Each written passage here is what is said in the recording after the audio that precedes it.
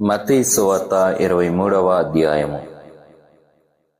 అప్పుడు యేసు జనసమూహములతోనూ తన శిష్యులతోనూ ఇట్లనెను, శాస్త్రులను పరిసయ్యులను మోషే పీఠమందు కూర్చుండువారు కనుక వారు మీతో చెప్పు వాటినన్నిటినీ అనుసరించి గైకొనుడి.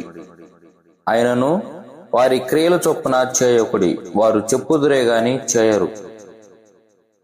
మోయశక్యము కాని భారమైన బరువులు కట్టి మనుషుల భుజముల మీద వారు పెట్టెదురే గాని తమ వ్రేలితోనైనను వాటిని కదిలింపనొల్లరు.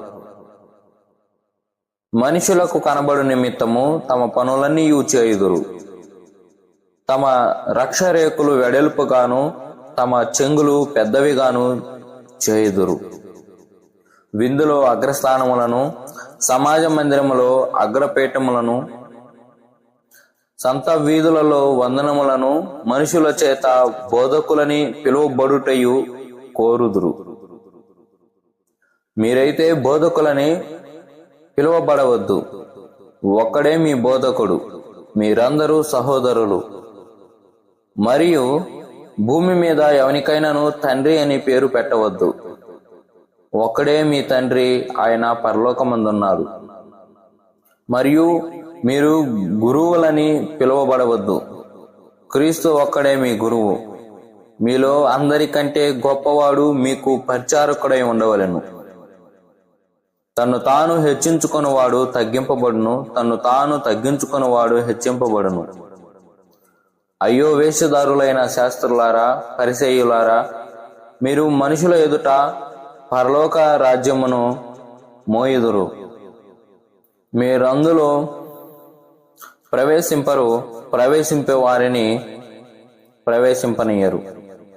అయ్యో వేషధారులైన శాస్త్రులారా, పరిసయ్యులారా, ఒకరిని మీ మతములో కలుపుకొనుటకు మీరు సముద్రమును భూమిని చుట్టి వచ్చెదరు. అతడు కలిసినప్పుడు అతని మీకంటే రెండంతలు నరకపాత్రునిగా చేయుదురు.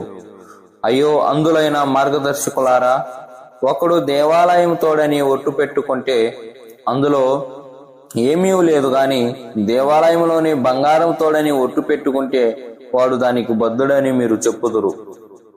అవేకులారా, అందులారా, ఏది గొప్పది, బంగారమా? బంగారమును పరిశుద్ధపరచు దేవాలయమా? మరియు బలిపీఠము తోడని ఒకడు ఒట్టు పెట్టుకుంటే అందులో ఏమీ లేదు గాని దాని పైన